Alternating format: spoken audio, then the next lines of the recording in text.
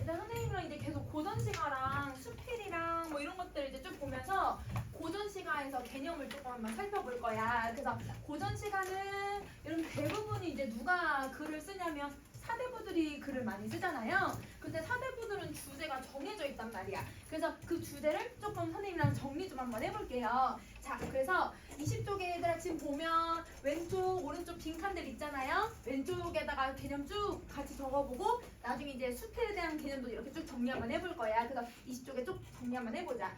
우선은 여러분 지금 자연하고 속세 선생님이 대립되어 있다 이렇게 딱 적어놨잖아. 그러면 자연과 속세가 딱 구분되는 그 시점이 여러분 사대부 문학에서만 나타나는 특징이라고 생각을 해주면 돼. 그러면 여러분 우리는 뭘 정리할 거냐면 사대부 문학을 정리해봐야겠다.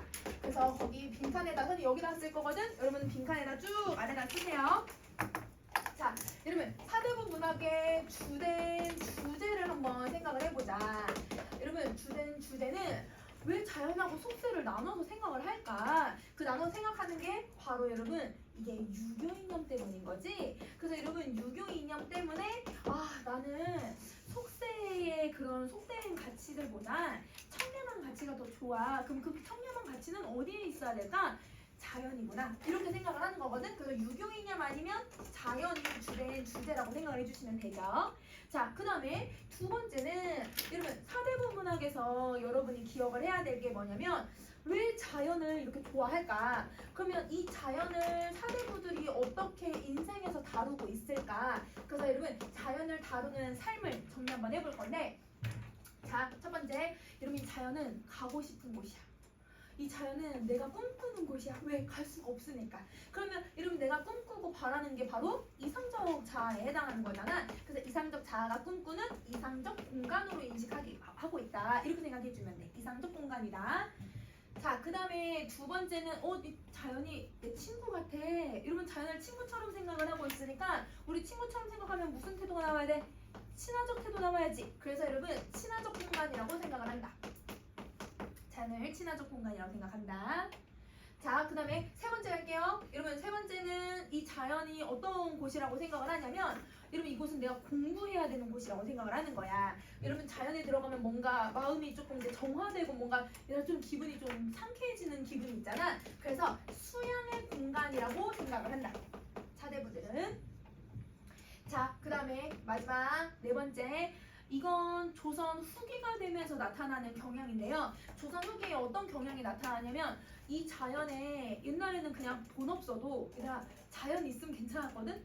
사실 사대부들이 돈이 없을 리는 없지만, 근데 여러분 조선 후기가 되면 진짜 사대부들이 돈이 없어. 진짜 자연 직접 농사를 지어야 해. 그럼 이 자연은 내가 농사 지어서 얘들아 농사 지은 농작물로 밥을 해먹는 그런 공간이 되는 거야. 그러니까 이상적인 공간이 아니라 현실적인 공간이 된다라고 생각해주면 될 것 같아. 그래서 1, 2, 3번은 여러분 조선 전기, 중기에 많이 나타나는 경향, 근데 4번은 조선 후기에 나타나는 경향이라고 생각해주시면 돼요. 자, 그러면 이 자연 속에서 사대부들은 자기를 어떻게 표현을 할까? 그러면 여러분 자연에서의 화자를 한번 정리 한번 해볼 건데, 여러분 자연에서 화자는 자기를 가어옹으로 설정하는 경우가 많아요. 다 그런 건 아니지만 그래도 이렇게 설정하는 경우가 많다. 그러면 가옹이 뭐냐면 가짜, 늙은, 어부. 자, 그러면 왜 늙었다고 표현을 할까? 우리 젊을 때는 어떻게 해야 되나? 열심히 일해가지고 돈 벌고 내가 열심히 해봐야 되잖아. 근데 이제 나이가 들면 사실 얘들아 체력적으로나 이런 게 너무 힘들어. 그럼 나이가 들면 좀 편안하게 살고 싶은 게 당연한 거잖아요. 그럼 자기가 생각해봤을 땐 나이 든 사람들은 좀 편안하게 살 수 있을 거라고 생각을 했나 봐. 뭔가 편안하고 안락함 이런 것들의 이미지가 좀 있는 거고, 어부가 되는 건 어부 진짜 원래 사실 힘들거든. 그런데 여러분 사대부들은 어부가 그냥 낚싯대 하나 딱 던져놓으면 아무것도 안 해도 되는 그런 사람이라고 생각을 했기 때문에 이 두 가지의 이미지가 모두 다 한가롭고 여유로운 여러분 그런 사람의 이미지가 있는 거야. 그래서 자신을 늙은 어부라고 설정해 놓는 이유는 자기가 한가롭고 여유롭다라고 하는 것을 강조하기 위해서다 라고 생각해 주면 될 것 같아. 자, 그 다음에 네 번째 가자. 이러면 사대부 문학에서 사대부들이 어떤 일생을 살았는지를 알면 아 얘가 왜 자연을 좋아하는지 알 수 있어. 자 이러면 사대부들의 일생을 한번 정리 한번 해보자. 이러면 사대부들이 한 3살, 4살 때부터 이제 말을 트고 얘들아 글자를 읽기 시작하잖아요. 그러면 이제 공부를 시작해요. 하늘 전 따지 이러면서 공부하고 얘들아 그 소학 배우고 명심보감 배우면서 공부를 해서 여러분 이제 과거 준비를 하는데 과거에 붙는 평균 나이가 30대 중반의 과거에 급제를 한대요. 평균 나이가. 그러면 여러분 한 3, 4살부터 얘들아 30몇 살까지 너 계속 공부만 하는 거야. 30년 넘게를. 우리는 얘들아 초등학교 1학년 때부터 지금 얘들아 이제 너네 이제 1년 남았잖아? 그거 공부하는 것도 빡세 죽겠는데 얘들아 거의 30년을 넘게 공부를 해야 돼. 맨날 공부만 하는 거야. 그래서 태어날 때부터 수양만 하는 거야. 이러면 유교를 배우면서 수양을 하는데 그 수양의 목적은 사람들마다 조금씩은 다르겠지만 기본적으로 유학에서는 여러분 효를 되게 중요시 여기는데 그 효의 마침, 효의 끝이 어디라고 얘기를 하냐면 내가 입신양명을 하는 게 효의 마침이라고 생각했어. 이 사람들은. 그러면 얘들아 내가 공부한 걸 그러면 어디다 써먹어야 돼? 출세하는 데다가 써먹어야 되는 거야. 내가 출세하는 거야 출세. 그러면 여러분 내가 출세하는 데 써먹지만 근데 이제 나이가 들고 내가 관직 생활을 어느 정도 좀 하다 보면 얘들아 또 이제 와 맨날 관직에서 사람들 싸우고 이러니까 너무 싫잖아. 그러니까 어디로 가고 싶은 거야? 자연에 가고 싶은 거야. 그래서 자연에 가서 은거하고 싶은 거죠. 그 은거하면서 얘들아 수학이나 양성하고 책 읽고 또 공부하는 거야. 그러면 이 사람들은 여러분 어렸을 때부터 수양을 하면서 자연에 들어가서 공부를 많이 했거든? 근데 여러분 출세를 하면 자연에 갈 수 있어 없어? 자연에 갈 수가 없잖아. 근데 이제 나이가 들어서야 그 자연에 들어갈 수가 있는 거야. 그러니까 이런 여러분 수양하는 삶을 대부분 살았고 자연과 멀리 떨어진 공간에서 삶을 살았기 때문에 그래서 자연을 매우 좋아했다. 이렇게 생각해주면 좋을 것 같아. 자 그러면 이제 이런 사대부들의 삶을 좀 살펴봤으니까 이 사대부 문학이 가지고 있는 특징을 정리 한번 해볼게요. 자 아까 여러분 사대부 문학은 자연과 속세를 대비하는 게 많이 나타난다고 했잖아요. 그래서 공간을 한번 나눠볼게요. 현실이라고 하는 공간과 여러분 자연이라고 하는 공간으로 나눌 건데 이 현실은 그냥 무조건 속세라고 생각하지 말고 얘는 그냥 정치를 하는 곳이라고 생각을 해주고 여러분 자연은 정치를 하지 않는 곳이라고 생각을 해주시면 돼요. 자 이렇게 공간을 2개로 나눌 건데 자 우선은 우리는 여러분 이렇게 현실에서 자연으로 내려오는 이렇게 현실에 있다가 자연으로 오는 경우는 여러분 쉽게 생각할 수 있을 것 같아. 여러분 사대부들이 현실에 있다가 자연으로 내려오는 경우는 자의에 의해서 내려오는 경우도 있고 타의에 의해서 내려오는 경우도 있거든요. 여러분 자의에 의해서 내려오는 경우는 내가 뭘 선택하는 거야? 나이 들어서 은거하는 거야. 그렇지? 은거하기 위해서 자연에 내려오는데 타이에서 내려오는 경우는 뭐 때문에 내려올까? 유배와 귀양 오는 거야. 맞아. 그래서 선생님이 유배라고 쓸게. 그래서 여러분 은거하고 유배하는 이런 삶의 모습에서 현실에서 어디로 내려오냐면 자연으로 내려오는 거야. 근데 반대로 여러분 자연에 있다가 현실로 가는 경우가 딱 하나 있어. 우리 의아하잖아. 얘들아 자연에 있는데 왜 현실로 가려고 하지? 근데 무조건 가야 되는 경우가 하나가 있어. 왕이 부를 때. 그치 임금님이 부를 때는 무조건 가야 돼. 그래서 여러분 임금의 부름이 있을 때에는 무조건 가야 되는 거야. 그래서 여러분 관동별곡이라고 하는 작품도 임금님이 얘들 부르니까 정철이 가야 했었고 여러분 윤선도라고 하는 작가는 사실 1학년 때 많이 배우진 않지만 1학년 때 많이 배우진 않지만 3학년 모의고사들을 보거나 아니면 수능 특강에 매년 하나씩 들어가는 작가가 있어요. 그 윤선도 같은 경우는 여러분 유배를 거의 5번을 갔거든요. 그러면 여러분 5번을 갔다는 건 임금님이 부르고 보내고 계속 했다는 거잖아. 그러니까 항상 자기는 관직에 나갈 준비를 하고 있어. 그래서 시에서 나는 각근을 묶는다. 이런 각근은 뭐 할 때 쓰는 모자야? 밖에 나갈 때 쓰는 모자지. 그러니까 내가 관직에 나갈 준비를 하고 있다. 뭐 이런 식으로 얘기하는 그런 의미들로 시를 쓰거든. 그래서 이럴 때 여러분 사대부들이 여기로 내려오고 여기로 올라가고 이렇게 생각을 해주면 될 것 같아. 그러면 이 현실이라고 하는 공간을 그럼 다시 2개로 나눌 거야. 어떻게 나누냐면 정치를 하는 곳이라고 했잖아요. 그러면 내가 뭘 해야 되냐면 입신양명을 해야 되는 공간인 거예요. 이름을 드높이 알려야 되는 거죠. 그러면 입신양명을 하기 위해서는 내가 벼슬에 나가야 되는 거지. 그러면 벼슬을 이 사람들이 왜 했을까 생각을 해보자. 여러분 이 사대부들이 벼슬을 나간 이유는 백성들을 위해서 나간 거야. 백성을 위해서야.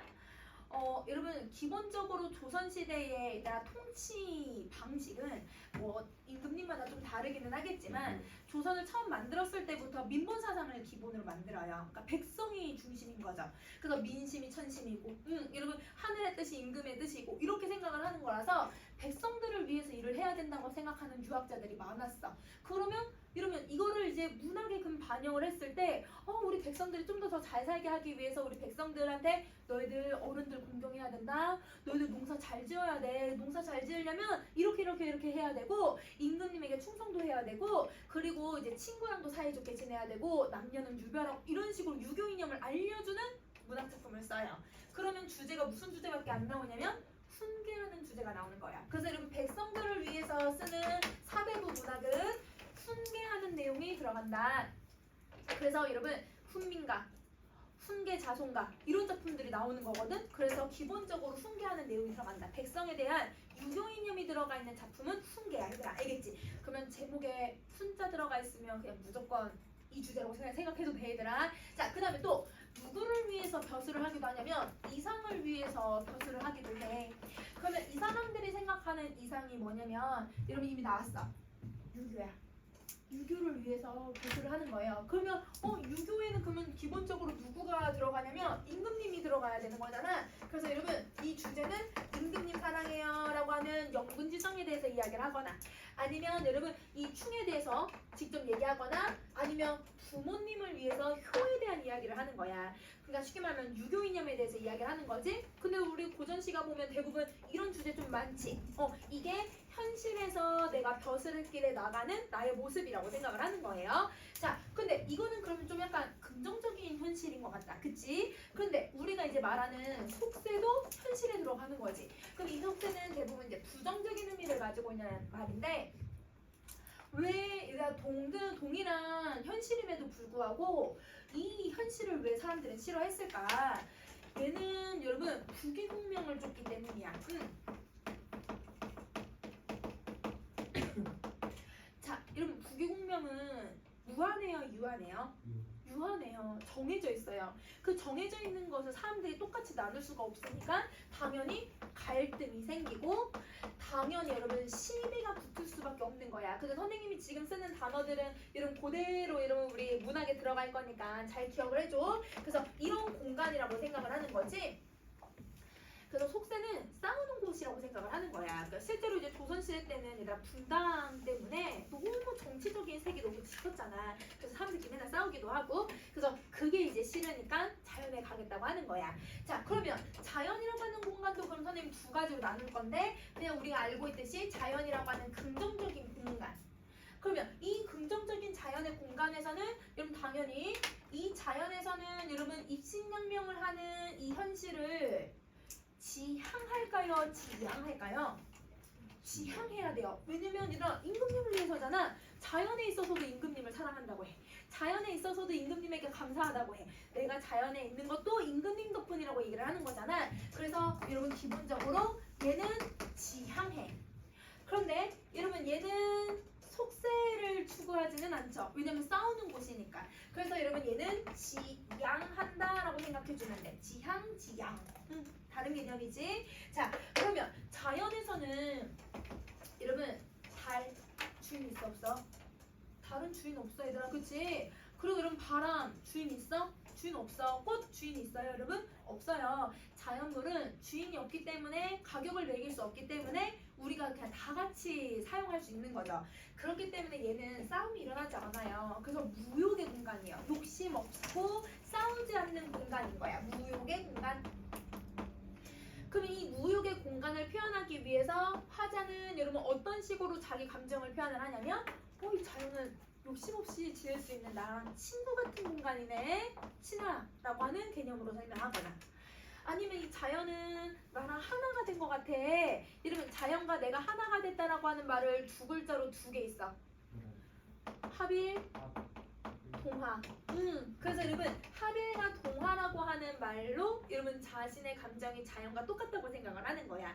그리고 이 자연에 대해서 만족을 하는 거지. 그러면 이런 감정들을 표현을 할 때 이런 감정을 표현을 할 때 자 여러분 친화, 합일, 동화라고 했잖아요. 그러면 이 표현이나 이런 감정 할 때는 얘들아 대부분 무슨 표현을 많이 쓰냐면 이러면 우리 문학 지문을 읽어보거나 고전 시간 읽어보면 얘 많이 나와. 누구가 많이 나오냐면 백구야.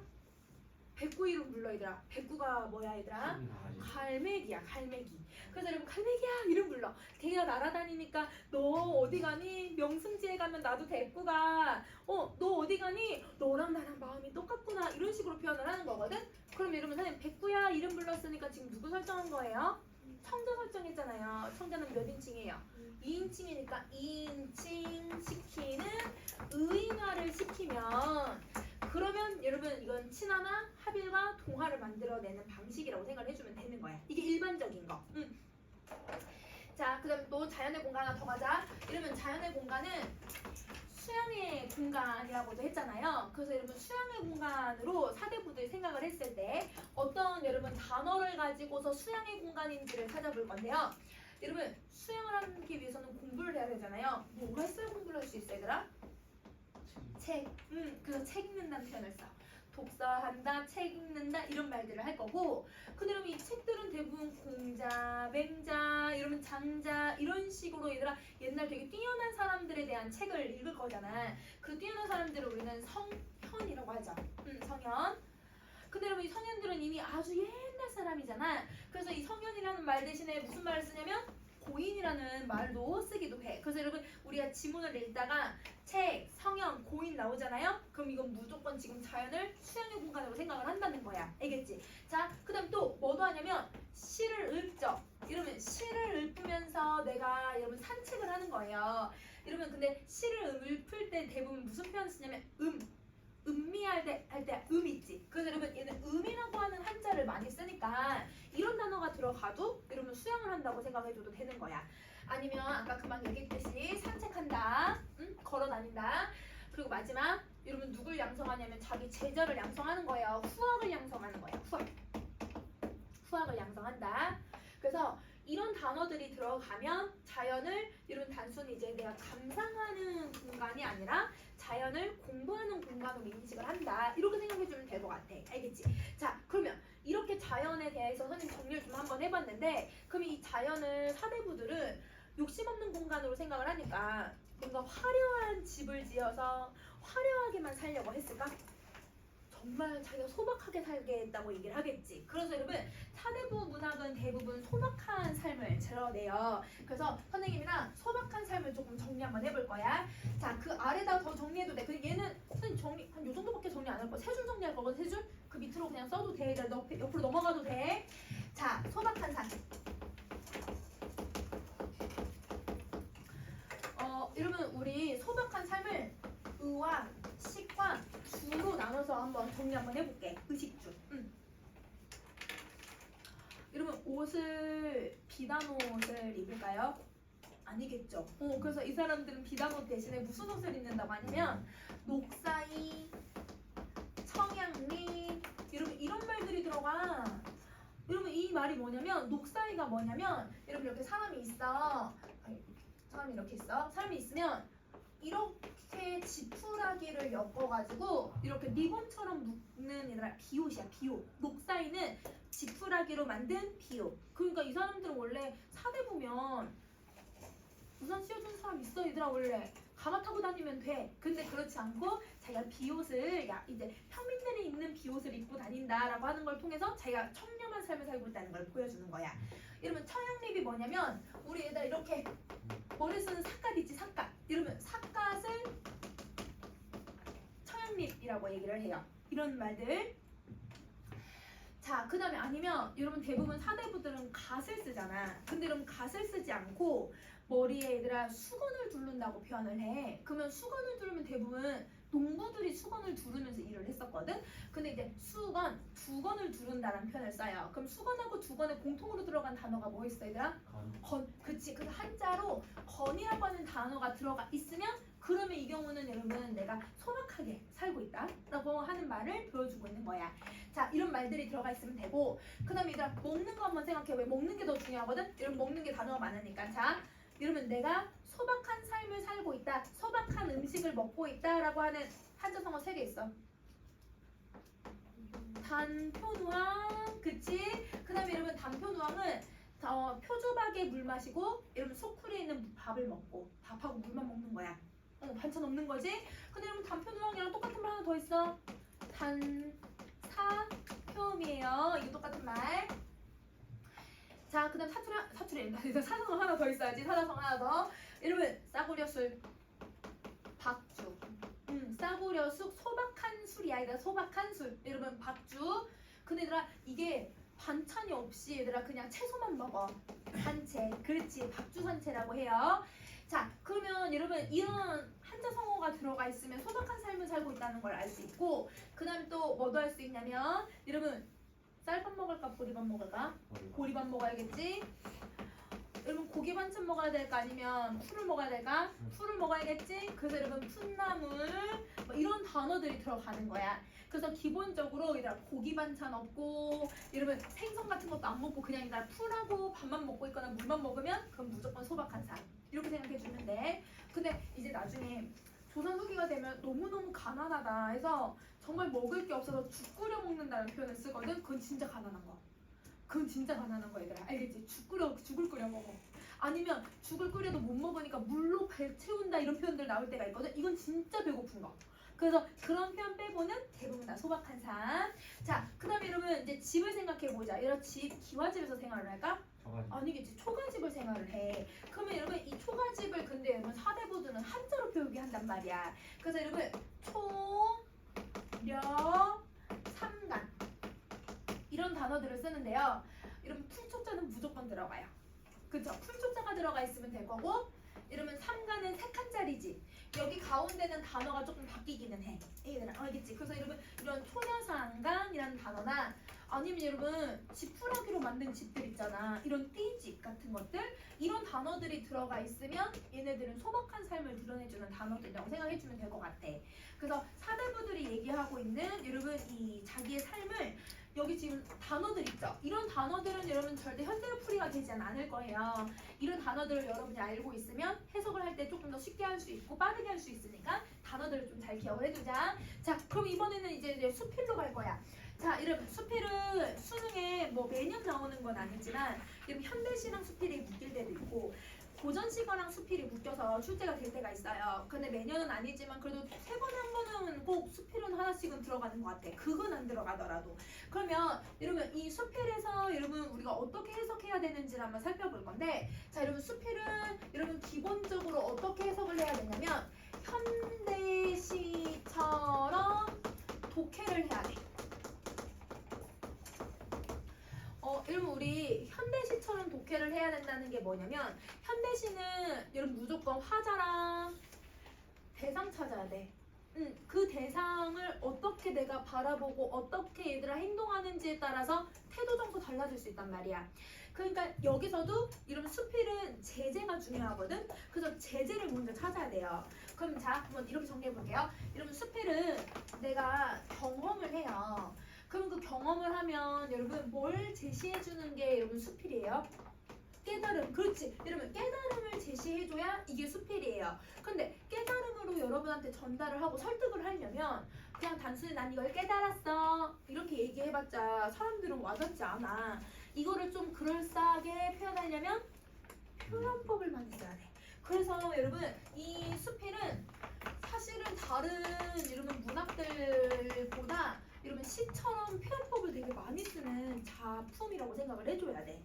그러면 여러분 시도 한번 봐봐. 시도 얘들아 현대시도 내가 경험했잖아. 그러면 그걸 표현법을 통해서 내 정서를 드러내는 게 현대시야. 얘도 경험을 표현법을 통해서 내 깨달음을 제시하고 있는 거거든. 그래서 여러분 이게 짧냐 기냐 이 차이일 뿐이지 현대시처럼 해석을 해주면 되는 거야. 그럼 자 현대시처럼 그럼 어떻게 해석하는지 한번 보자. 여러분 선생님 현대시에서 제일 먼저 봐야 되는 게 뭐라고 하냐면 항상 제목부터 봐야죠. 왜냐면 그 제목에 시적 대상 들어가잖아요. 얘도 똑같아요. 여러분 얘도 제목부터 보는 거야. 왜냐면 그 제목에 제재 들어가거든. 그러면 그 제재가 뭔지에 따라서 여러분 우리가 주제나 이런 게 달라질 수 있단 말이야. 그럼 여러분 1, 2학년 때 배웠던 수필도 한번 생각해보세요. 은전한잎, 반통해물, 소강리, 소나무수 뭐 이런 식으로 얘들아 제목들 다 들으면 제목에 다 제재가 들어가 있어. 그래서 여러분 제재가 제목에 드러나니까 제목을 먼저 분석을 한다.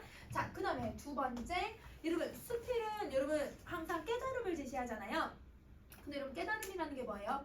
내가 A라고 생각했는데 어떤 경험을 해보니까 이게 B구나 이렇게 인식을 하는 거잖아. A에서 B로 생각이 바뀌어야 돼. 그러면 여러분 생각이 바뀌는 변곡점을 찾아야죠. 그럼 여러분은 항상 수필에서 변화의 기점을 찾으셔야 돼요. 그 변곡점이 인식의 전환 혹은 나의 입장을 제시하는 부분이야. 그래서 그 부분을 찾을 거야. 자, 그 다음에 이제 마지막 세 번째. 여러분 이 화자의 신념, 말하는 사람의 신념, 그리고 설득의 어조가 강한 부분이 있어요. 그러면 여러분 이런 설득의 어조나 신념이 강한 부분들은 표현법을 좀 많이 쓴다든지 자기 감정을 막 드러내면서 쓰는 문장들이 있는데 신념을 잘 드러내야 자기 깨달음을 제시할 수 있겠지. 설득을 잘해야 자신이 깨달은 걸 독자한테도 전달할 수 있겠지. 그래서 그 부분을 찾아줄 건데 그 부분이 바로 주제야. 여러분 주제야, 주제. 그래서 주제를 찾을 수 있다.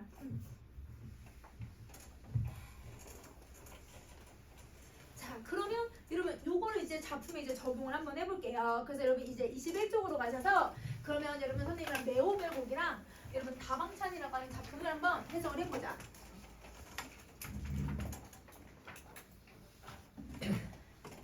자, 우선은 네오벨곡은 선생님 지금 옛말로 되어 있는 걸 넣어왔어 얘들아. 옛말로 된 거는 계속 여러분이 어차피 기출 분석을 하면 그러니까 재작년 것까지 다 이렇게 현대어풀이가 아니라 옛말로 되어 있으니까 옛말로 되는 걸 익숙하게 해주는 게 더 좋을 것 같아. 왜냐면 우리 저번에도 봤지만 현대어풀이가 된다 하더라도 일부 단어들은 옛말을 그대로 사용을 하고 있잖아. 그래서 옛말대로 그냥 읽는 연습들을 그냥 할 거야. 자, 그러면 여러분 제일 첫 번째 줄을 보면 태평시제 버린 몸이 물외에 누워있더니 여러분 버린이 무슨 말인지는 모르겠지만 여러분 태평시절이라고 하는 건 긍정적인 시절이에요? 부정적인 거예요? 긍정적인 거죠. 왜냐면 태평성대라고 느끼는 거잖아. 그러면 긍정적인 시절에 내 몸이 뭐 이런 식으로 해석해주면 되겠지. 아니면 긍정적인 시절을 바라는 내 몸이 이렇게 해석을 해도 되고, 그치? 그래서 굳이 얘들아 서술을 완벽하게 다 해석할 필요는 없어. 자, 근데 여러분 요 단어는 알고 있어야 돼. 물외라고 하는 단어는 알고 있어야 되는데 우리 근데 저번 시간에 외물했던 거 혹시 기억나? 여러분 그 수능 기출문제에 외물이라는 단어가 있었거든? 그게 무슨 뜻이었어? 나를 둘러싼 환경들, 그치? 근데 여러분 이 물외는 단어가 이렇게 앞뒤로 바뀌었는데 의미가 달라져요. 여러분 물은 물건 물자를 써요. 근데 그 물건 물자가 앞에 오면 얘가 속세를 의미해요. 그러면 속세 이거 뭐야 얘들아? 바깥. 그럼 속세 바깥이 뭐야? 자연이야. 그러니까 얘들아 이게 외물이랑도 또 의미가 달라. 근데 이러면 외물 우리 수능에 나오는 단어는 기본적으로 다 알아야 된다고 했었지? 단어는 좀 공부해야 돼. 이 물레도 여러분이 꼭 알아야 되는 단어야. 그러면 여러분 나는 태평 시절을 바라는 내 몸이 자연에 누워 있으니 이렇게 해도 되고, 아니면 태평 시절에 사는 내 몸이 누워 있으니 이렇게 해석해줘도 되겠다. 그치? 자, 값 없는 풍월과 임자 없는 강산을 여러분 풍월, 강산 다 자연물 몇 개씩 들어가 있어? 2개씩 들어갔으니까 뭐라고 해석할 거야? 자연이라고 해석해줘야지. 그러면 이 자연의 모습을 보시면요, 여러분 가격을 매길 수가 없대요. 여러분 임자가 없대요. 그러면 여러분 선생님 아까 주인이 없는 이 자연은 무슨 공간이라고 했어 얘들아? 무욕의 공간이라고 했지. 그러면 여러분 이 화자는 이 자연을 무욕의 공간이라고 생각을 하는 거야. 그러면 여러분 이 자연은 당연히 갈등도 없을 거고 시비도 없을 거고 여러분 국외공명도 추구하지 않아도 되는 곳 이렇게 생각을 하겠지. 그치? 자, 조물이 허락해서 나를 맡겨 버리시니, 그럼 여러분 조물주가 허락해서 나에게 뭘 맡겼대요? 자연을 맡겼대요. 그러면 자연에 너 들어가서 살아라. 조물주가 이렇게 얘기했다는 거지.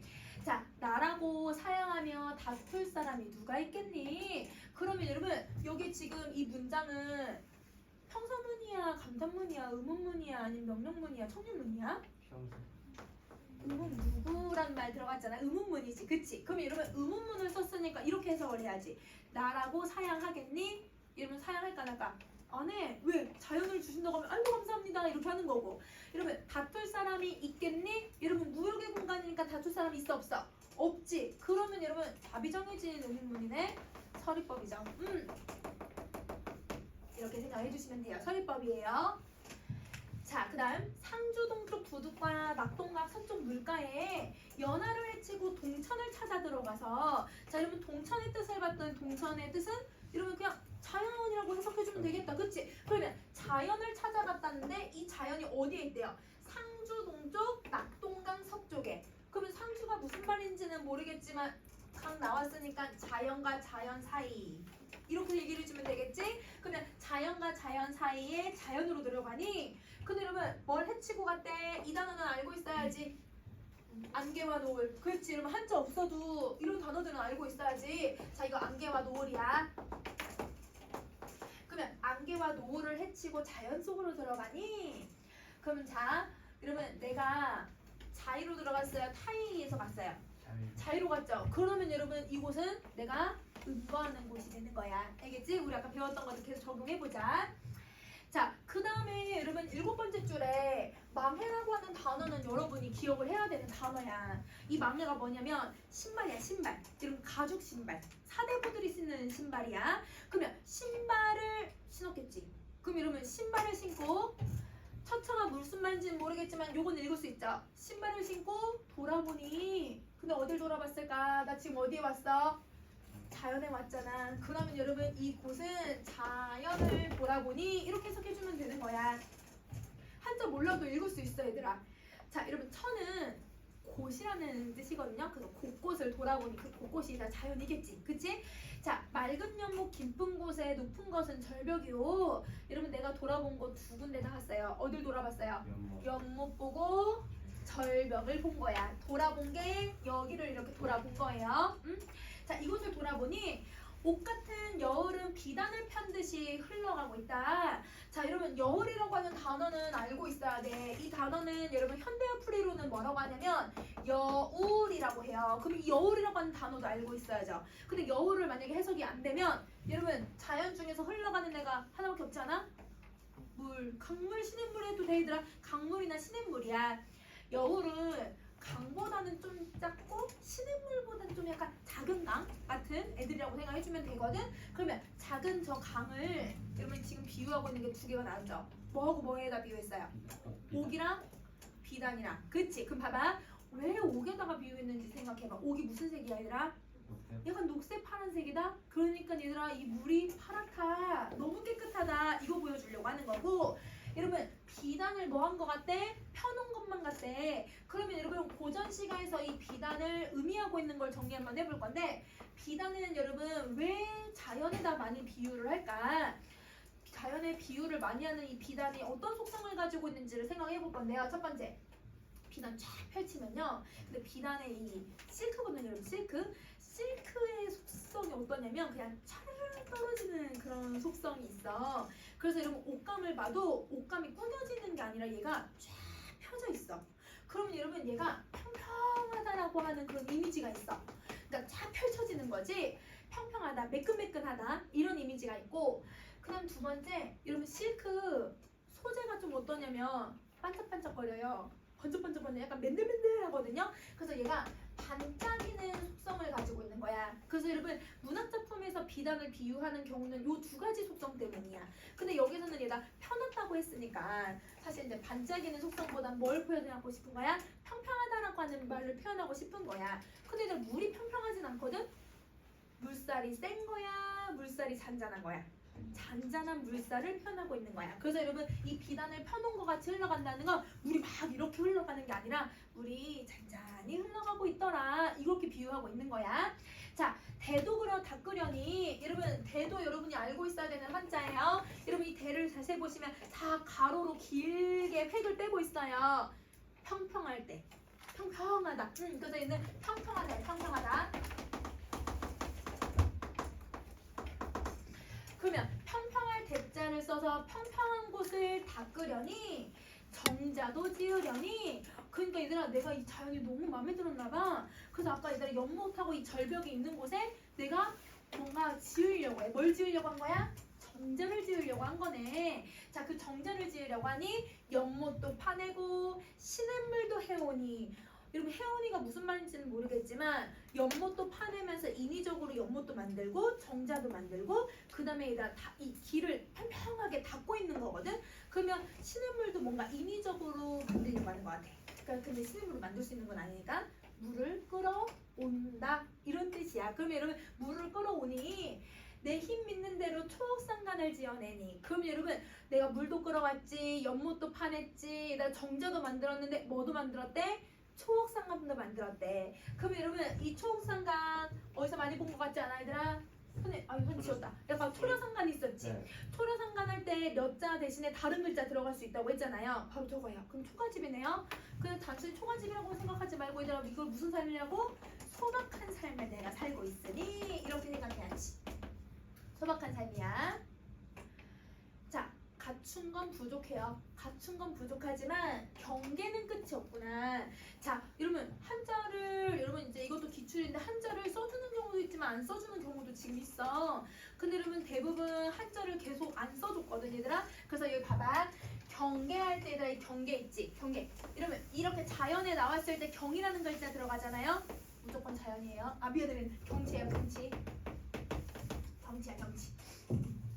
무조건 경치. 그래서 여러분 경이라는 글자가 자연물을 쓰고 있는 작품에 나오면 경치라고 해석을 해주면 된다. 이렇게 생각해주면 될 것 같아. 자 그럼 여기까지 정리했으면 여러분 이제 그 아래 또 한번 가보자. 14번 천이랑의 맑은 물은 거울을 닦았으며 여러분 물을 뭐에다 비유해요? 거울에다 비유하네. 그럼 여러분 거울에다 비유하는 이유가 뭘까? 맑으니까. 그렇지. 투명하고 맑아서. 그래서 물에다 비유를 하는 거야.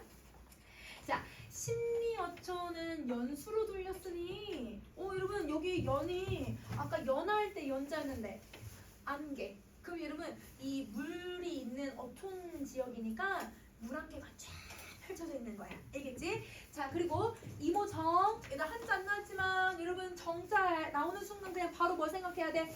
정자. 여러분 정자. 정자. 그리고 어풍대. 여러분 아까 대가 뭐라고? 평평한 곳.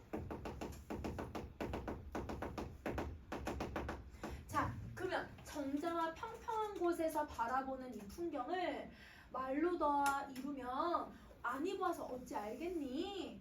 여러분 지금 17번째 문장이 무슨 문장이야 이거? 의문문. 서리법 쓴 문장 맞아 얘들아. 의문문을 썼으니까 이게 서리법이야. 여러분 서리법이라는 걸 어떻게 할 수 있냐면 너무 아름다운 이 자연의 모습을 말로 다 할 수 있다 없다? 없다. 여러분 안 봐서 알 수 있다 없다? 없다. 답이 정해져 있으니까 여러분 서리법이라고 부르는 거야. 근데 이 서리법을 통해서 타자의 태도할 수 있어. 얘들아 어떤 태도 할 수 있냐면 여기 너무 이쁘지 않니? 여기 너무 아름답지 않니? 여러분 뭐 하고 있냐면 내가 감탄하고 칭찬을 하는 거야. 여러분 감탄을 하는 거니까 여러분 그냥 감탄이라고 써주면 되지만 여러분 칭찬을 해주고 있으니까 예찬적 태도를 가지고 있는 거지. 그래서 여러분 이렇게 자연에 대한 아름다움을 서리법으로 표현을 하고 있을 때는 감탄과 예찬이 들어간다고 생각해 주시면 되는 거예요. 자, 그 다음에 여기 가자. 그는커니와 라고 했을 때 여러분 요건 아마 현대풀이 안 되고 그대로 아마 쓸 거야. 그러면 여러분 이런 커니와라는 말이 들어가잖아요. 그럼 이거는 물론이거니와 이런 식으로 해석을 해주면 돼. 그러면 여러분 그는이 뭐야? 그는 이 앞에 나온 자연이잖아. 이 위에 있는 자연은 물론이며 이렇게 그냥 해석해주면 돼. 알겠지? 여러분 사시가 무슨 뜻이에요? 사시사철 계절이야. 사계절. 자 그러면 사계절에 보이는 아까 경이 뭐라고 했어? 경치. 경치야 경치. 자 그래서 이건 물론이고 사계절에 보이는 경치는 피어지는 듯 푸르러 이루어지는 듯. 그럼 여러분 꽃이 피고 지는 것처럼 사계절이 계속 변화가 생기고 여러분 우리 여름이 되면 얘들아 이 나무들이 어떻게 자라요? 푸르게 무성하게 자라잖아요. 푸르게 이뤄내는 듯. 이러면 이루어지는 듯 이런 의미야. 그러면 이렇게 이루어지는 듯 온갖 바위는 비단이 된 것 같고 온 골짜기는 구슬이 된 것 같다. 그럼 여러분 바위를 뭐에다 비유했어? 비단에. 근데 아까 비단은 무슨 속성을 가지고 있다고? 평평하거나 반짝이거나. 그럼 여러분 온갖 바위들이 울퉁불퉁하다는 뜻일까? 매끈매끈하고 혹은 아니면 바위가 매끈매끈하니까 반사가 돼서 반짝반짝거리고 이렇게 해석해도 되는 거야. 자, 그리고 온 골짜기가 구슬이 된 것 같대. 근데 여러분 구슬은 대부분 투명하거나 아니면 옛날에는 대부분 초록색 파란색이었거든. 그러면 여러분 그 구슬들이 초록색 파란색이란 거 아까 옥이랑 거의 비슷한 거야. 그럼 여러분 골짜기가 온통 다 무슨 색? 파란색. 이렇게 얘들아 풀어서 다 파란색이 된 것 같다. 이렇게 생각해주면 되는 거야. 자, 화공의 솜씨를 측량하기가 어렵다. 그럼 여러분 이 자연이 누구의 솜씨로 만들어진 것 같다고 얘기하냐면 화공의 솜씨로 만들어진 것 같대. 화공이라는 단어는 알고 있어야지. 여러분 화공이 뭐야?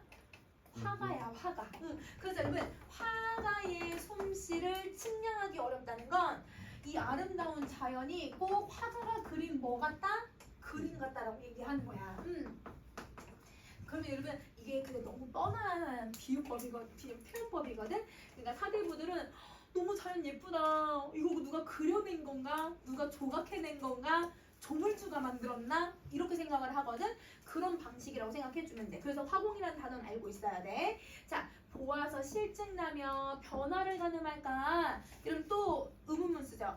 그러면 해석을 할 때 봐서 실증이 나겠니? 실증 나지 않아. 변화를 가늠할 수 있겠니? 변화를 가늠할 수 없을 정도로 너무 아름다워. 이렇게 얘기를 하고 있는 거야. 그럼 여기 맨 마지막도 서리법을 사용을 해서 내가 이 자연에 대해서 감탄하고 예찬하고 있다는 걸 드러내고 있다. 이렇게 정리해 주시면 되죠.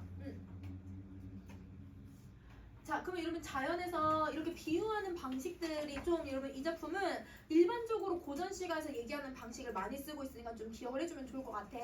자, 그럼 이제 23번을 가보자. 자, 23번에 얘들아 맨 앞에 늙고 병들고 게으른 이 성품이라고 되어 있어. 그러면 여러분 여기서 자기를 늙은 사람이라고 표현을 해. 아까 선생님이 늙은 사람이라고 표현하거나 어부라고 표현을 하면 자기가 뭐한 상태라는 걸 강조하는 거라고 했어? 한가롭고 여유롭고, 그렇지? 그러면 자기가 이렇게 한가롭게 지낼 수 있는 이런 성품, 그러니까 자기를 겸손하게 얘기했다고 봐도 되겠지. 가난하다, 늙었고 난 게으르다, 겸손하게 말하는 방식이기도 하겠지만 그만큼 한가하다, 이렇게 생각해도 되는 거야. 자, 세상 물정도 몰라. 근데 그러면 이 세상 물정을 두 글자로 바꿀 수 있어. 속세. 그치? 그리고 인사도 여러분 인간의 일이거든? 인간의 일도 똑같은 말로 바꿀 수 있어. 속세. 속세야. 그래서 속세를 모르고 속세에 우월하여. 근데 여러분 우월이라고 하는 단어는 고전 시가에 종종 나오니까 기억을 해주면 좋을 것 같아요. 어리석다. 어리석다. 그러면 나는 속세는 잘 모르겠고 속세는 내가 어리석어서 잘 모르겠어, 이렇게 얘기를 하고 있는 거야. 자기가 왜 속세에 어리석다고 얘기를 하고 있냐면 속세는 내가 뭐 하는 곳이야 얘들아? 지양하는 곳이어서 그래. 자, 공명부기도 구하기는 재주도 없고 나는 여기는 별로 알지도 못하겠고 빈천계연을 일생에 겪고 나서 이런 빈천이 무슨 뜻이에요? 빈, 가난하다, 천, 미천하다, 천하다, 맞아, 미천하다, 천하다.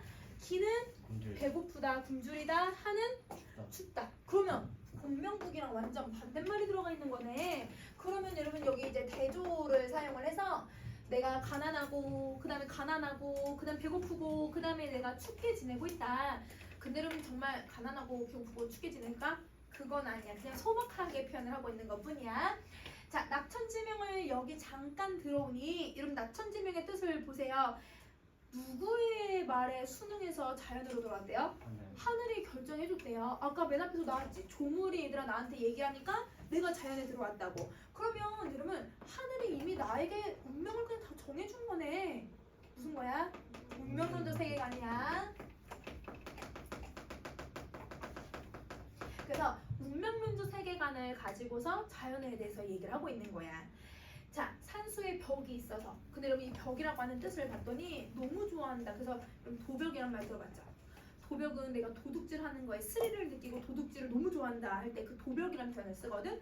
벽은 원래 되게 부정적인 말이야. 부정적인 걸 좋아한다라는 뜻이거든. 근데 여기서는 산수를 너무 좋아한다. 그러니까 산수에 미쳤다, 이렇게 얘기를 해주면 돼. 그러니까 자연을 너무 사랑해서 우연히 자연으로 들어와서 득실도 모르거늘, 그러니까 내가 얻어내는 거, 내가 잃는 것도 모르고, 얘들아 내가 이해관계도 모르고 얻어내는 거 잃어버린 것도 없이, 그러니까 아무것도 그냥 영인 상태야. 왜 영인 상태냐면 여러분 부귀공명 같은 걸 추구하지 않으니까 그냥 무욕의 상태인 거야. 무욕의 상태이니 영욕을 어떻게 알겠니? 그럼 여러분 이 영욕이 얘들아 고전 시간에 종종 나오는데 이 단어는 부귀공명이랑 똑같은 말이라고 생각해 주시면 돼요. 내가 부귀공명을 어찌 알면 시비를 못 듣거늘 자 여러분 시비라고 하는 게 아까 나왔지? 갈등이야 갈등. 그래서 내가 갈등도 잘 모르고 출척을 어떻게 알겠니? 그럼 이런 출척은 나쁜 사람을 쫓아내고 좋은 사람은 얘가 청구한다라는 뜻이어서 쉽게 말하면 정치질을 하는 거야. 그럼 내가 정치질을 어떻게 알겠니? 난 자연에 있는데. 이런 의미인 거야. 그러면 여러분 지금 23번부터 30번까지는 어디를 계속 멀리하는 모습을 보여주는 거예요? 속세를 계속 멀리하는 거 보여주죠. 속세를 따르지 않고 계속 자연에 대해서 내가 자연의 가치만 알고 있다라고 강조를 하고 있는 거야. 자, 그 다음에 이제 31번을 봐봐. 31번하고 32번 그냥 선에 같이 볼게. 자, 봐. 여러분 좁은 방이 작은 방이 쓸쓸하고 적막하고 뭐하고 이러면 형식 좀 비슷하지 않아? 여러분 형식이 비슷하니까 무슨 표현법이야? 대구법을 쓰고 있는 거지. 그렇지? 자, 근데 여러분 여기서 이제 잘 봐봐. 내가 좁은 방, 작은 방에서 생활하는 거 이해되지? 왜냐면 내가 아까 무슨 집에서 살았어? 초옥상간에서 살았잖아요. 근데 이런 초옥상간은 정말 조그마한 집을 얘기하는 거기도 하지만 나의 무슨 삶을 드러내주는 거라고? 소박한 삶을 드러내주는 거라고 했지. 자, 이 소박한 삶에서 내가 쓸쓸하대. 소박한 삶이 적막하대. 근데 원래 얘가 쓸쓸하다랑 적막하다가 긍정적인 의미로 쓰여요? 부정적인 의미로 쓰여요? 원래 부정적인 의미로 쓰이거든요. 왜냐면 쓸쓸하다 마음이 뭔가 허전하다는 뜻이고 적막하다는 나 혼자 있어서 너무 외롭다는 뜻으로 쓰이잖아. 근데 분명 소박한 삶은 이 사람들이 지향하는 삶이니까 긍정적인 말이랑 연결돼야 되는데 왜 부정이지? 이렇게 한번 생각하면서 여기를 봐봐. 여러분 용스를 하던 마덧이 무슨 뜻이냐면 얘들아 무릎이 방에 닿는데 얘들아 방에 누우면 얘들아 다리가 쫙 펴져야 되는데 방이 너무 작아서 얘들아 무릎이 닿는데 그 정도로 작을까?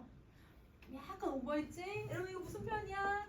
과장을 썼어. 근데 이걸로는 잘 알 수 없을 것 같아. 이건 집이 너무 작다라는 의미고 근데 여러분 그 다음 문장을 보세요. 그 다음 문장이 뭐라고 되냐면 세상 근심을 다 잊어버렸대. 어디에서?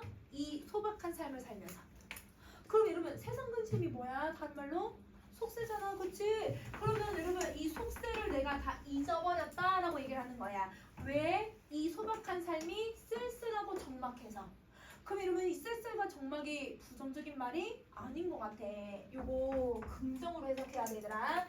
자, 이 말이 뭐냐면 이 자연에 누구만 들어와서 살고 있는 걸까? 나만 들어와서 살고 있거든. 나 혼자 즐긴다를 적막하다, 쓸쓸하다고 표현해버리는 거야. 그러면 여러분 나 혼자 즐기고 있는 거야. 혼자 즐기. 자연 속에서 나 혼자 즐기니까 세상을 잊어버렸다 이렇게 얘기를 하고 있는 거야. 근데 여러분 이 표현은 삼춘곡을 배웠던 친구들은 이미 알아야 돼. 왜냐면 삼춘곡에 똑같은 표현 나오거든. 삼춘곡에도 이런 무슨 표현이냐면 너무 내가 이 곳에 혼자 있어서 적막하다라고 얘기를 했거든. 너무 적막하지만 나 할 게 많네 뭐 이렇게 얘기를 하거든. 그게 나 자연에서 할 게 많은 거를 표현할 때 쓰는 방식이야. 그러니까 이런 문맥상의 의미로 항상 생각을 해줘야 돼. 알겠지? 그래서 이 부분은 좀 해석을 잘 해줘야 돼. 자, 그 다음에 다시 하자. 성현. 여러분 이제 이 작을 무슨 공간으로 생각할까요? 수영의 공간으로 생각할 거예요. 맞는 점만 보자. 책 속의 성현의 말씀을 오랜 세월 동안 사후로 알았대. 여러분 사자가 스승사, 우는 친구. 그러면 여러분 성현의 말씀을 벗삼아 선생님 삼아서 오랜 세월 뭐 했다는 뜻일까? 공부했다. 그럼 오랜 세월을 내가 수영하면서 살았는데 천지신명 하늘의 조물주는 내 마음에 비추고 아까 이제 조물주가 나한테 뭐라고 했어? 너 자연 가서 살아라 이렇게 얘기하니까 그렇게 내가 살고 있고 타고난 성품을 저버리지 말아야지 라고 생각을 한대요. 그러면 타고난 성품은 얘들아 어떤 성품이냐면 이 사람은 계속 공부를 했던 사람이잖아. 그럼 공부를 무슨 공부를 했을까 얘들아? 유교를 공부했을 거거든? 그럼 여러분 유교는 대부분 공자랑 맹자에 대해서 배우니까 공자에 대해서 얘기하는 그 유교 이념은 기본적으로 여러분 사람이 태어날 때 어떻게 태어난다고 얘기를 해요? 성선설. 그렇지. 착하게 태어난다고 생각해. 그래서 얘들아, 내가 태어날 때부터 착하게 태어난 이 성품을 저버리지 말고 살아야겠다라고 얘기하는 거야. 그래서 여러분 고전시가에서 얘가 타고난 성품이란 말이 나오면 그거는 여러분 유교 이념인 성선설이라고 생각을 해주면 되는 거야. 알겠지? 자, 거친 밥, 마실 물도 있든지 못 있든지. 그럼 여러분 지금 여기 뭐가 나왔냐면 거친 밥. 여러분 물이 나왔거든? 나는 이것만 먹으면서 살아가겠대. 근데 이걸 먹으면 먹고 못 먹으면 안 먹는 대로 그냥 또 살아가겠대. 그러면 여러분 밥하고 물밖에 안 먹네? 무슨 삶이야? 소박한 삶이야. 아까 우리 간표노왕 같은 거 했었잖아. 그래서 여러분 그걸로 표현을 하고 있는 거야. 그냥 소박한 삶을 계속 지향하면서 살겠다 이런 말이에요.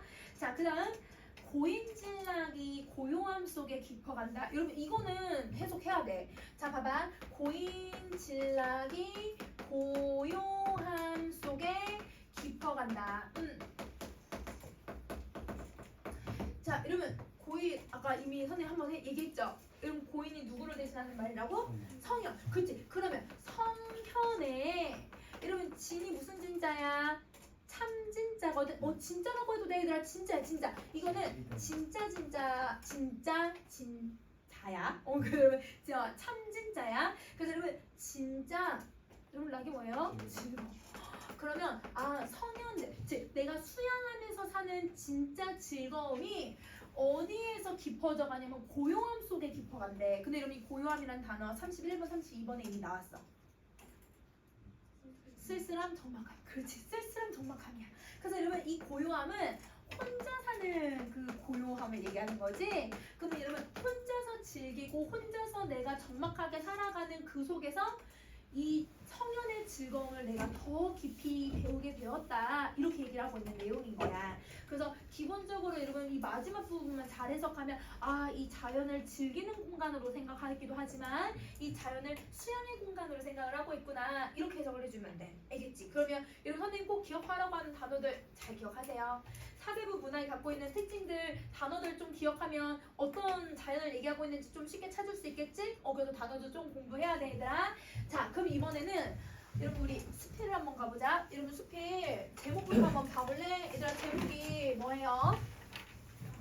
다방찬이에요. 맞아요. 선생님 항상 제목부터 보라고 했어. 근데 제목이 뭔 말인지 모르겠다. 그치? 그치? 자, 그러면 이렇게 한번 봐봐. 우선은 제목이 무슨 말인지 내가 정확하게 뜻풀이가 어려울 때는 그럼 원래 별표 표시를 해줄 거야. 제목도 별표 표시를 해주거든. 근데 그렇지 않으면 여러분 보기를 주는데 근데 이 지문의 보기는 여러분 자연에 대해서만 얘기하고 있지 여러분 공간에 대해서만 얘기하지 이걸 뜻풀이를 안 해줘요. 그러면 대부분 여러분 제목의 의미가 첫 번째 줄이나 아니면 여러분 첫 문단에 나와. 그럼 첫 문단에서 찾아주면 돼. 알겠지? 그럼 봐봐. 여러분 여긴 글씨 좀 너무 작아서 여러분 본문 보면서 봐도 될 것 같아. 자, 어떤 화문 잡지에 그늘길 다전 풍경이라고 제한다음과 같은 풍잡 하나를 본 일이 있을 것이다. 여러분 별표 표시 하나 되어 있는 게 있어요. 그늘길 다전 풍경. 근래의 다방 풍경이래요. 그러면 여러분 제목에 똑같은 말이 들어가 있는 애가 나오잖아. 여러분 누가 들어가냐면 다방이라는 말이 들어가. 다방이 차를 마시는 곳이지. 즉 카페야 카페. 여러분 옛날 말로 카페야 카페. 그러면 이게 이 글에 뭐가 돼야 되는 거야? 제재가 되는 거야. 그러면 찬이 뭔지는 모르겠지만 이 제재에 대한 어떤 여러분 사람의 생각이라든지 뭐 감정이라든지 아니면 뭐 그거와 관련된 어떤 단어가 또 들어갈 수도 있을 것 같아. 이거는 여러분 이제 찾아야 돼. 자, 그러면 한번 봐보자. 다시 여기서 여러분 이제 다시 봐야 되는 거 잡지에서 뭘 봤냐면요. 풍자 만화를 봤대요. 그럼 풍자는 뭐 하는 거예요? 비판을 하는 거거든요. 그러면 누굴 비판한다는 뜻이야? 다방을 비판한다는 뜻이야. 그러면 다방을 왜 비판하는지 한번 봐보자. 자, 스탠드가 놓이고 애기 걸리고 여러분 걸리는데 애기라고 하는 글자가 들어가면서도 걸린다라는 뜻이 걸리는 애가 누구야? 액자. 그렇지, 액자야. 여러분 스탠드가 있고 그 다음에 액자가 걸려져 있고 열대식물에 분이 있대요. 그럼 여러분 열대식물과 분이라고 하는 글자를 연결하면 분이 뭐예요? 화분이에요. 그렇죠? 화분이 있고 그런 게 배경이고 그 앞으로 세트가 한 벌. 여러분 배경이래. 그러면 이 배경, 여러분 이 배경이 누구의 배경일까? 더 다방의 배경인 거야. 근데 그 다방이 어디 그려져 있다고? 만화에 그려져 있는 모습이야. 그치? 자, 탁에는 여러분 찻잔과 설탕과 재터리가 놓여져 있대요. 그럼 얘네들을 올려놓을 수 있는 탁이라고 하는 글자가 들어가 있는 애가 누구예요? 탁상, 책상이야. 그렇지, 책상이야. 책상에는 얘네들이 있고, 그리고서 걸상이 뭐야? 의자. 좀 약간 너무 올드한 표현이긴 한데 의자야 얘들아. 의자에는 책상 밑에 구두를 가지런히 벗어놓고 의자 앉을 게 위에 가서 무릎을 단정히 꿇고 두 손을 마주 잡아 무릎 위에 올려놓고 두 눈을 내려감고 한 인물이 조용히 앉아있다. 자, 그럼 여러분 선생님 지금 두 번째 문단을 읽었잖아. 그럼 이 두 번째 문단은 화자가 본 거야?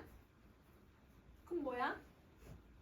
만화에 들어가 있는 내용을 내가 묘사하고 있는 거야. 그치? 그럼 여러분 얘는 만화의 장면을 묘사하고 있는 거야. 요거 잘 구분해줘야 돼. 여러분 실제 시험을 봤을 때 이거 선생님 지금 기출문제를 갖고 왔는데 고3 애들이 이 부분을 다 뭐라고 생각했냐면 진짜 얘들아 이 글을 쓴 화자가 본 거라고 생각을 했어. 그러면 틀리지. 근데 이거는 여기 아까 위에도 얘기했지만 배경이란 말도 나왔고 만화를 봤다라고 하는 나의 경험을 얘기하고 있으니까 이거는 그 배경에 그려져 있는 사람의 모습을 묘사하고 있다고 생각을 해줘야 되는 거야. 자, 사족. 여러분 사족이 뭐예요? 뱀 다리를 그렸죠? 뱀다리는 건 쓸데없는 말이야. 그치? 쓸데없는 말 같지만 원래 그린 저 풍자 만화에 있는 설명을 좀 마저 하자면 저 사람 꽤 버티지? 참선하나 봐. 여러분 참선이 뭐야? 기도하는 거. 그러면 여러분 우리 이 사람이 지금 의자에 앉아서 무릎 꿇고 앉아 있으니까 저 무릎 꿇고 되게 오래 버티는 거 같지 않아? 참선하는 거 같아. 이거 얘들아 어디서 한 거야? 이 사람이 들은 거야? 아니면 만화에서 본 거야? 만화에서 본 거지. 근데 만화는 풍자 만화라고 했잖아요. 그러면 여러분 다방에 사람들이 어떻게 하는 걸 지금 비판하는 거야? 꽤 오래 버티지? 움직이지 않는 거. 그럼 이제 움직이지 않는다는 게 뭐냐면 카페에 죽치고 앉아있는 거. 카페에 오랫동안 앉아있는 걸 무릎 꿇고 앉아있는 것처럼 그려준 거야. 그러면 여러분 사람들이 오래 앉아있는 모습을 만화에서 지금 비판을 하고 있다고 생각을 해주면 되는 거야. 이거 찾아낼 수 있어야 돼. 자, 그 다음 다시가 이런 만화를 굳이 인용하지 않더라도 진작부터 이미 오래전부터 이 둘의 뭔 말인지 모르면 넘어가도 돼 얘들아. 청구구사 뭔 말인지 몰라 넘어가도 돼. 근데 진작부터까지는 이해됐지? 옛날부터 여러분 다방인종을 신랄하게 풍자하는 어휘가 썩 있다. 그럼 여러분 여기 다방인종은 해석해야 돼요. 다방이 아까 제재가 나왔던 공간 이름이잖아요. 인자가 무슨 인자일까요? 사람 인자겠죠. 그러면 다방을 이용하는 사람. 그치? 자, 다방을 이용하는 사람을 신나게 풍자하는 어휘들이 있대. 그 다음 나오려면 뭘까? 풍자는 어휘가 나오겠지? 그 풍자는 어휘가 여러분 7번에 뭐라고 나왔어? 벽화라고 나온 거야. 이 어휘야 어휘. 이 어휘야. 알겠지? 이게 1번. 자, 벽화가 뭔지 한번 보자. 밥만 마신 찻잔에는 김이 오르지 않아요. 얘들아 왜 차에 김이 오르지 않아? 오랫동안 식었으니까. 그치? 그 오랫동안 있었으니까. 재떨이는 꽁초만 그득해 계속 앉아서 담배만 피는 거야. 그리고 2시간이 됐는지 3시간이 됐는지 그 2시간 3시간은 벽 밑에 세트에 가서 그린 듯이 붙박이로 앉아있는 포즈가 외환이 그림 같을고. 여러분 선생님 지금 니은 읽었잖아요. 이 니은에서 벽화의 뜻을 찾으셔야죠. 여러분 벽에 붙박이로 앉아있는 그림 같다. 그러니까 얘들아 이거는 계속 얘들아 벽에 붙어있는 그림 같을 정도로 가만히 앉아있다. 이렇게 비판을 한다는 거야 사람들이. 아니 무슨 카페 가서 그렇게 죽치고 앉아있는 거야? 이런 식으로 비판을 한다는 거지. 벽화란 참으로 천금값 나가는 한마디다. 정말 천금값 나가는 거야? 이렇게 비꼬고 있는데? 아니지. 얘는 비꼬는데 천금값이 나간다는 말은 좀 반대로 얘기한 거잖아. 여러분 여기 무슨 법 들어가야 돼요? 반어법 들어가야 돼요. 반어예요 반어. 반대로 얘기했잖아요. 그쵸? 자 여기까지 그러면 이해되셨어요? 오케이. 자 그럼 이제 다음 페이지로 가세요.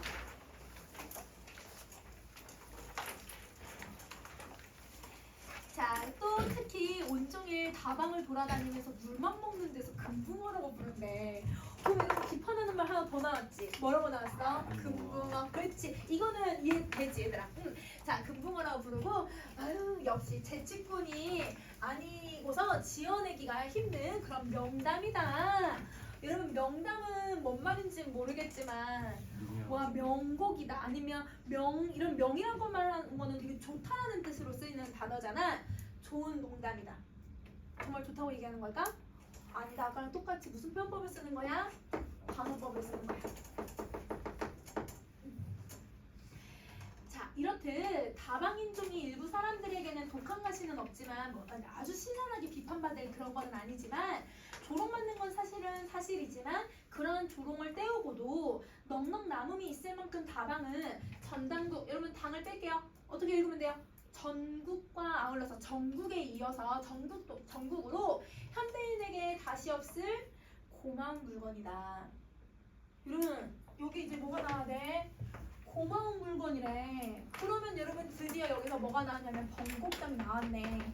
선생님 아까 이날 변곡점은 인식의 전환이나 아니면 생각의 전환이나 아니면 여러분 이렇게 주제가 확 달라지는 부분을 찾아야 되거든?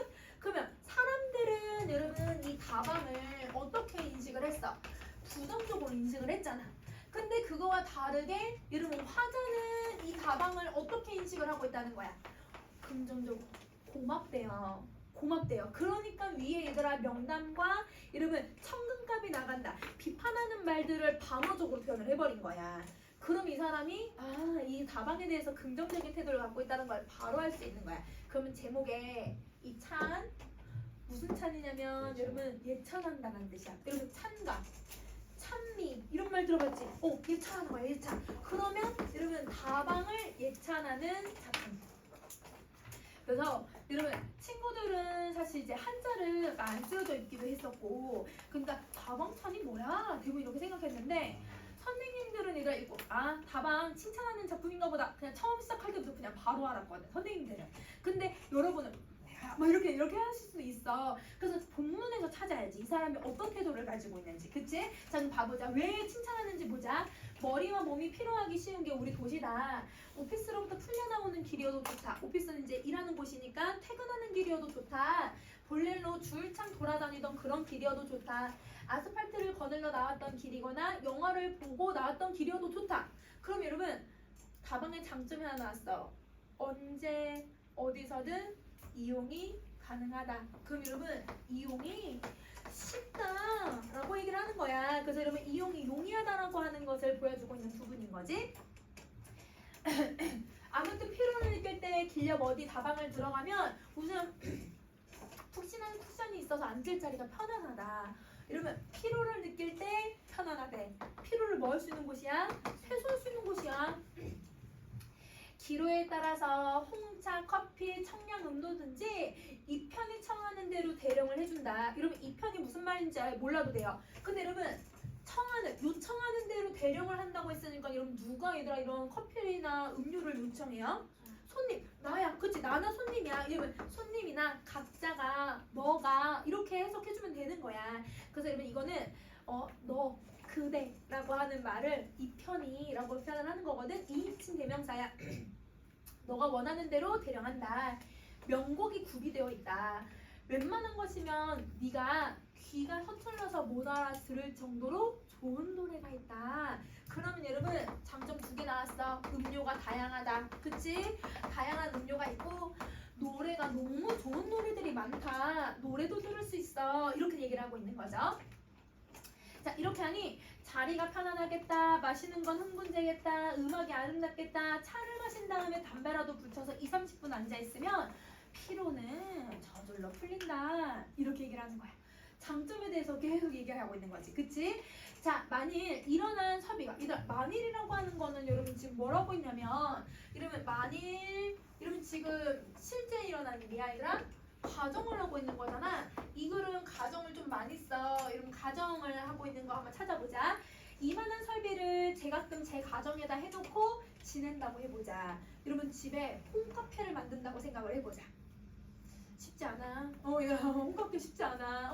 자, 가뜩이나 살림살이가 군색한 조선의 중류 사람으로는 이러면 땅띠도 못할 지경이다. 이러면 땅띠는 유지하기 너무 힘들다. 근데 여러분 뭘 알 수 있냐면 이 조선이라고 하는 말을 통해서 이 글이 쓰인 시대적인 배경을 알 수 있어요. 자, 여러분 한번 생각을 해보세요. 조선이라는 말을 쓰는 게 조선시대가 있어. 근데 조선시대 때 다방이나 카페가 있어, 얘들아? 조선시대 때는 없지. 근데 조선이라고 하는 명칭을 쓰면서도 다방과 카페에 근대식 문물이 들어왔던 시기가 언제야? 일제강점기야. 그렇지? 그러면 이 작품은 일제강점기 때 쓰여진 작품이라는 걸 알 수 있는 거야. 여기서 알아도 되고 작가가 채만식이라는 거에서도 알아도 되고. 채만식은 여러분 이제 우리 재작년 수능 6월 고3 모의고사 보면 알겠지만 미스터방을 쓴 사람이에요. 그러니까 이 사람은 여러분 대부분 이제 일제강점기랑 이런 광복 직후에 글을 많이 썼으니까 그걸 갖고 알아도 되고, 이렇게 시대적 배경 찾아도 되고. 자, 그러면 여러분 선생님 다시 또 아래쪽 내려가서 한번 봐볼게. 자, 도시에 살자니 펀둥펀둥 놀고 먹는 사람이 아니고서는 제각기 제 깜냥의 자작소름 뭔 말인지 몰라도 얘들아 뭐가 많다? 볼일 용무가 많고 자주 사람을 만나야 한다. 그걸 일일이 찾아다니고 제 집에 기다려서 만난다고 한번 해보자. 요간 불편한 게 아니다. 그럼 여러분 봐봐. 이렇게 하자 하면 이것도 얘들아 뭐 하고 있는 거예요? 이것도 가정을 하는 거죠. 그래서 여러분 이 화자는 계속 가정을 하면서 말하는 방식을 쓰는 거야. 선생님 얘들아 뭐 해야 된다고 했어? 계속 편법 찾아야 된다고 했어. 수필은. 자, 근데 다방이면 을의 중심지대에 있겠다. 항용 항상 다른 볼일과 겸해서 나올 수도 있고 지나가는 길에 잠깐 들릴 수도 있다. 더구나 전화도 있으니까 편리하다. 웬만한 회담이면 그러므로 안성맞춤인 게 바로 다방인 것이다. 그럼 여러분 지금 다방이 좋은 점을 하나 두 개만 설명하는 게 아니죠. 쭉 나열해서 설명을 하고 있는 거예요. 그쵸? 자, 가령 여러분 또 가령이란 말 나왔어. 또 가정을 하는 거야. 그치? 가령 의식적으로 피로를 쉰다던가 더욱이 다방을 사랑방으로 이용하는 그런 공리적인 타산 말고는, 여러분 공리적 타산이 아까 위에서 얘기한 그런 말들 말고는 혹시 겨울에 모진 추위에 몸을 웅숭거리고 아스팔트 위로 총총걸음을 걸으면서 눈에 띄는 대로 노방, 여러분 늙은 나이든 그러니까 오래된 다방의 문을 밀치고 들어간다고 해보자. 또 가정하고 있지. 활짝단 가스난로와 그 가까이 푸근한 쿠션에 걸터 앉아서 잘 끓인 커피 한 잔을 마시면 아무 것이고 명곡 한 곡을 듣는 그 안일 편안함과 그 맛이란 도예인들만 아는 맛이다. 여러분 도예인이 뭐예요? 도시사람. 그렇지? 여러분 도시사람만 느낄 수 있는 낙인 것이다. 그걸 모르고 도시에 살다니. 그러면 촌뜨기나 나눠먹고 그건 가련한 불쌍한 전세계 사람일 거다. 이러면 전세계니까 아니다 조선시대 사람이건 아니면 이다 근대 사람일 것이다. 이렇게 얘기를 하고 있는 말인 거야. 그래서 여러분 다방찬을요 이 지문에서 여러분 고3 친구들이 뭐에서 많이 낚였냐면요 앞부분에 비판하는 거 있잖아요. 그것이 채만식의 생각이라고 한 친구들. 갑자기 비판했다가 왜 갑자기 고맙대? 왜냐 변곡이 있어도 얘들아 이게 합당한 이유 때문에 변화가 있어야 되는데 갑자기 비판하는데 왜 고마워지지? 이렇게 의아한 거야. 근데 우리는 변곡점을 뭘 알았냐면 이건 다른 사람들의 말을 먼저 언급을 하고 그거에 반박해서 자기 의견을 얘기하니까 그게 바뀌는 부분이잖아. 그거를 빨리 캐치하면 이 문제 어렵지 않게 풀 수 있어. 근데 그걸 찾지 못하면 어려워지는 거야. 그래서 수필에서 이 사람들이 말하는 의도가 무엇인지를 뭔지를 빨리 찾는 게 중요하다고 생각해주면 될 것 같아. 자, 이런 문제는 여러분이 풀어볼 거예요. 그럼 이제 선생님이랑 어디를 가냐면 수능 얘들아 마지막 지문 선생님 마지막 지문 남았거든? 여러분 65쪽을 가볼까?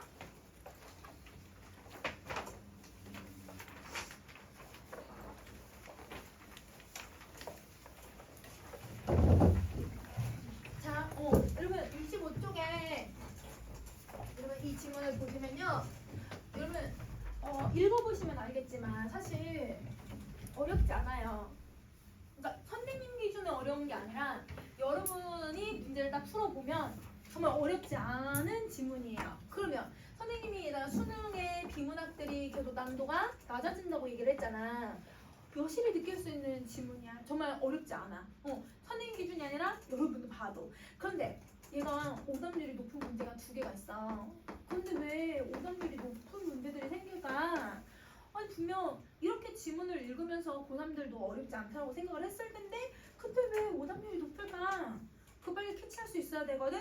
오늘 선생님 그거 한번 찾아보자. 알겠지? 한번 찾아보자. 자, 우선 처음 부분 볼게요. 경마식 보도는 이러면 제일 먼저 뭐뭐는 이라고 주어 시작하면서 얘가 밑줄 그어져 있으니까 아 이게 중심 화제겠구나.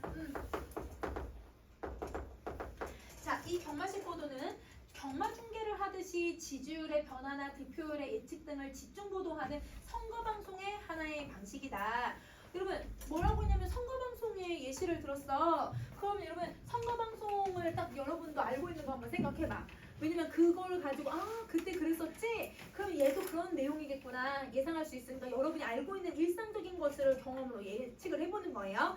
여러분 저번 대선 때 너무 충격적인 대선 방송 있지 않았니? 대선 후보들 넥스트 레벨 했어. CG인데 이러고 있어 계속. 나 너무 충격적이었다. 그리고 그 얼굴에 좀 약간 너무 충격적이었고 막 여기 막 수염 이렇게 막 그려놔가지고 막 카우보이 옷 같은 거 입힌 다음에 막 싸이 춤추게 하고 막 걔네들 걔네들 대선 후보들이 춘 건 아닌데 좀 약간 너무 충격적이었어. 나 CG가 너무 충격적이어서 그런 방송들을 하는 거야. 사실 재밌긴 해 얘들아. 왜냐면 너무 웃기거든. 그러면 경마식 보도는 얘들아 언제 얘들아 증가하냐면 선거 당일이 가까워질수록 증가한대요. 그럼 잡으세요. 경마식 보도에 뭐부터 나왔어요? 자, 정의가 먼저 나오고 그리고 여러분 증가하는 뭐가 나오는 거야? 양상이야. 양상이 나왔고 증가 양상이 나오고 그 다음 문장 봐봐. 새롭고 재미있는 정보를 원하는 시청자들의 요구에 부응하고 방송사로서 매일 새로운 뉴스를 제공하는 방편이 될 수 있기 때문에 증가한대요. 그럼 증가는 뭐가 나오는 거예요? 이유가 나오죠. 그러니까 글의 구성을 여러분이 요약을 하는 거야. 근데 요약할 때 글을 단어들로 요약하지 말고 구조로 계속 생각을 해. 그러면 무슨 내용이 들어갔는지 차근차근 기억이 나잖아. 그래서 여러분 정의가 나오고 경마식 보도가 증가하는 양상과 그 이유를 제시하고 있다. 그럼 이제 이렇게 생각해봐. 계속 선거에 대한 이야기를 하는데 선거는 매일같이 똑같은 내용을 얘기하는데 근데 왜 새롭고 재미있는 정보라고 생각을 할까? 여러분 저 정의에서 찾아봐. 경마 중계 하듯이 어떻게 하니까 지지율의 변화가 매일같이 달라지니까 정보가 새로워지는 거야. 그러면 얘는 지지율의 변화 때문에 정보가 매일같이 바뀐다고 생각을 하는 거지. 그러니까 방송사로서도 매일 새로운 뉴스를 제공하는 방편이 될 수 있다고 보는 거예요. 똑같은 선거 뉴스여도 지지율이 달라지고 예측이 달라질 수 있으니까 그래서 얘는 새롭다고 생각을 하는 거야. 자, 그 다음에 경마식 보도는 선거와 정치에 무심한 유권자들의 선거 참여, 정치 참여를 독려하는 장점이 있다. 여러분 이렇게 얘기하고서 뭘 제시하는 거야? 장점을 얘기를 딱 한 거야. 근데 이제 여러분은 이제 머릿속으로 빨리 생각을 해야 되는 게 여러분 항상 어떤 글이 있으면 이 글은 어떤 글이든 공정하게 글을 써야 돼요.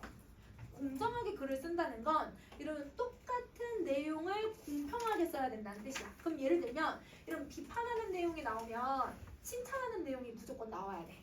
이러면 단점이 나오잖아? 장점이 무조건 또 나와야 돼. 이러면 비교를 한다고 했을 때도 공통점 얘기하잖아? 차이점 무조건 얘기해줘야 돼.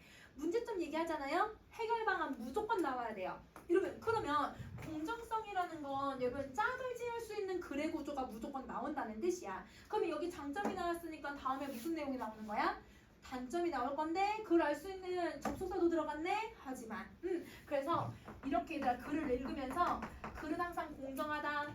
장단점 나오고 공차 나오고 문제 해결 방식 나올 거고 무조건 여러분 비교할 때도 여러분 무조건 똑같은 글의 짜임들로 나온다 이렇게 생각을 해줘야 돼. 자 그럼 보세요. 흥미를 돋우는 데 치중하는 경마식 보도는 선거의 주요 의제를 도외시하고 여러분 도외시가 뭐야?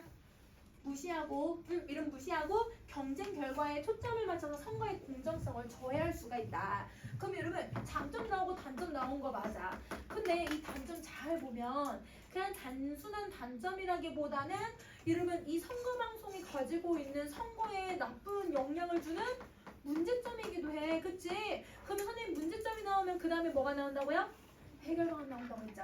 그럼 두 번째 문단이 해결 방안이 나오지 않을까 예측해 주시면 되는 거예요. 그러면 두 번째 문단을 한번 보는데 자 여러분 두 번째 문단 선생님 좀 올려볼게. 자 여러분 두 번째 문단 첫 번째 줄을 보시면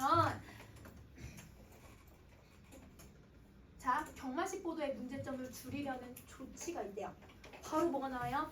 해결 방안 나오죠. 그럼 여러분 두 번째 문단을 조금 여러분 이렇게 폭넓게 한번 여러분 전체를 한번 봐볼까요? 얘들아? 빗줄이 몇 개 그어져 있어? 3개 그어져 있다? 그러면 여러분 문제점 나오고 해결 방안이 나올 거라는 거 이미 알았잖아. 그치? 근데 여러분 다 해결 방안 바로 옆에 밑줄 그어져 있으면 이 문단을 좀 이렇게 넓게 봐봐. 글을 읽으라는 게 아니라 넓게 보면 밑줄이 3개나 있네. 그럼 해결 방안의 조치가 3가지가 나오겠구나. 근데 걔네들이 지금 다 가나다라고 이렇게 해서 연결되어 있는 말들이 나오잖아. 1, 2, 3, 기억, 니은, 디귿, A, B, C, 가나다. 똑같은 문제에 묶이는 내용들이지. 그러면 얘네들은 가나다를 비교하는 문제가 무조건 한 문제에 꼭 들어가겠다. 그럼 여러분은 이걸 이제 비교해 주셔야 돼요. 가나다를. 그럼 이제 한번 가나다 한번 비교를 한번 해볼게. 자, 공직선거법의 규정에 따르면 여러분 뭐에 대해서 얘기할 거래? 법에 대해서 얘기할 거래. 근데 여러분 법은 법에 쓰인 정의를 정확하게 아는 것도 중요하지만 법은 항상 제약이 있어. 이렇게 할 때는 되는데 이렇게 할 때는 안 돼. 이건 무조건 지켜야 되는데 예외는 있어. 이런 식으로 무조건 법은 항상 어떤 판례가 있으면 그 판례에 예외들이 있거든 얘들아. 그러니까 이 법은요 여러분 정보를 얘들아 이해하는 것도 개념을 아는 것도 중요하지만 여러분은 제약을 찾으셔야 돼요. 시험 문제는 제약만 나오거든요. 그럼 제약이 뭔지 한번 봐보자. 이 공직선거법 규정에 따르면 당선인을 예상케 하는 여론조사를 실시하는 건 언제든지 해도 돼요. 그러니까 이제 열흘 전에 해도 되고 5일 전에 해도 되고 하루 전에 해도 돼요. 그런데 그 결과의 보도는 선거일 6일 전부터 투표 마감 시각 전까지는 금지가 된다. 여러분 뭐가 나왔어? 이게 제약이지. 이게 제약이지.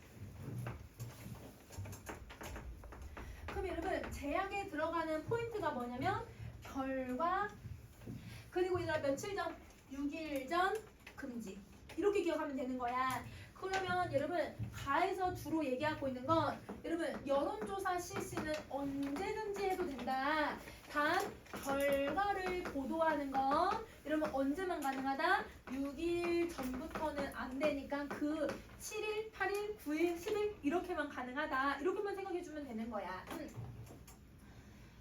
자 그럼 다시 할게. 이러한 규정이 국민의 알 권리와 언론의 자유를 침해하는지에 대해 헌법재판소는 신뢰할 수 있는 여론조사 결과라고 할지라도 선거일에 임박해서 보도하면 선거에 영향을 끼칠 수 있다고 하면서 합헌결정을 내렸다.